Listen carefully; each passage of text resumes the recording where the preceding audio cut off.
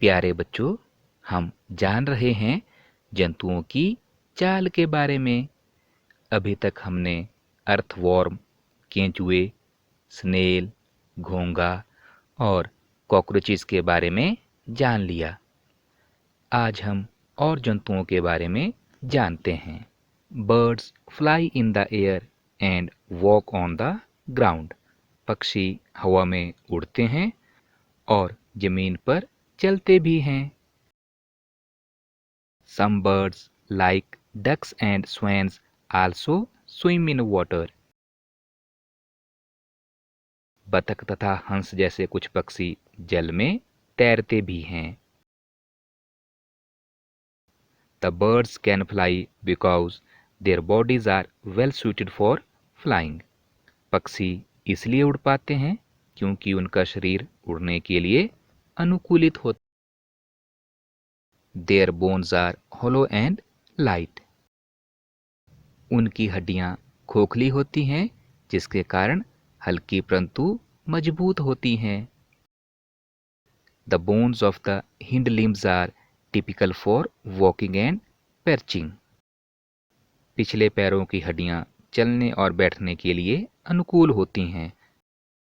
The bony parts of the forelimbs are modified as wings. अगले पैरों की हड्डियां रूपांतरित होकर पक्षी के पंख बनाती हैं। The shoulder bones are strong. पक्षियों के कंधे की अस्थियां मजबूत होती हैं। The breast bones are modified to hold muscles of flight which are used to move the wings up and down. वक्ष यानी छाती की हड्डियां उड़ने वाली पेशियों को जकड़े रखने के लिए विशेष रूप से रूपांतरित होती हैं तथा पंखों को ऊपर नीचे करने में मदद करती हैं। Students, make a paper boat. बच्चों, कागज की एक नाव बना लें। Put in water and push it with one narrow end pointing forward. इसे पानी पर इस प्रकार रखिए कि उसका नुकीला भाग आगे की ओर हो और इसे धीरे से धक्का दें। क्या ये पानी में अच्छी तरह तैर रही है? Now hold the boat sideways and push it into the water from the broad side. अब नाव को दोनों सिरों से पकड़कर इस प्रकार धक्का दीजिए कि वह चौड़ी ओर से जल में जाए। क्या अब नाव जल में आसानी से चल पा रही है? नहीं ना? The shape of a boat is somewhat like a fish. नाव की आकृति काफी हद तक मछली जैसी होती है। The head and the tail of a fish are smaller than the middle portion of the body. The body tapers at both hands.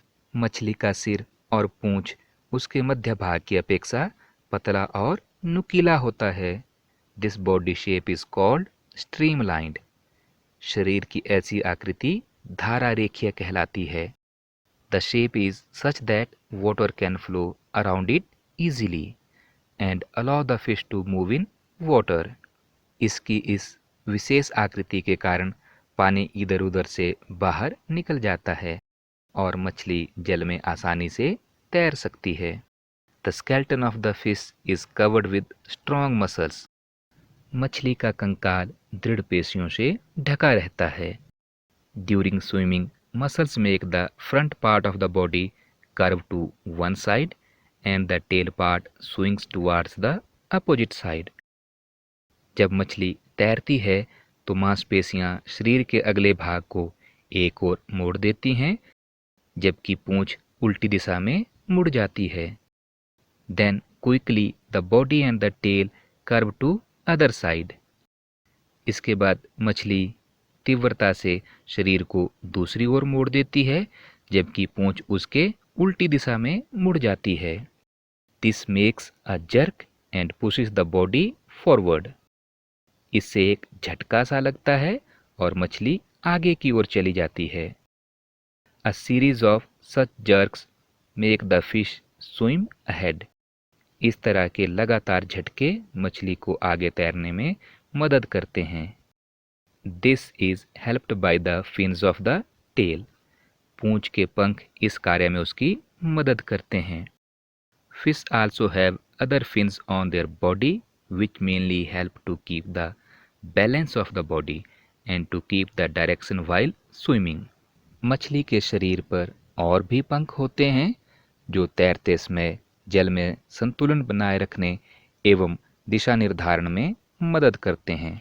Divers wear fin-like flippers on their feet to help them move easily in the water. गोताखोर अपने पैरों में इन पंखों की तरह ही विशेष अरित्र यानी flippers पहनते हैं जो पानी में उन्हें तैरने में मदद करते हैं.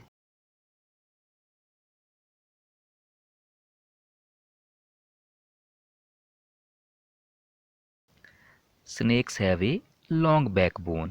सांप का मेरुदंड लंबा होता है.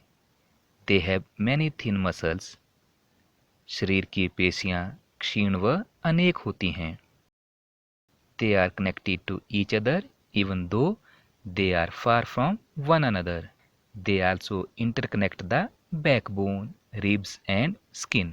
सांप की पेशियां एक दूसरे से जुड़ी होती हैं चाहे वे कितनी ही दूर क्यों ना हों. पेशियां मेरुदंड, पसलियों व त्वचा को भी एक दूसरे से जोड़े रखती हैं. The snake's body curves into many loops. सांप का शरीर अनेक वलय में मुड़ा हुआ होता है.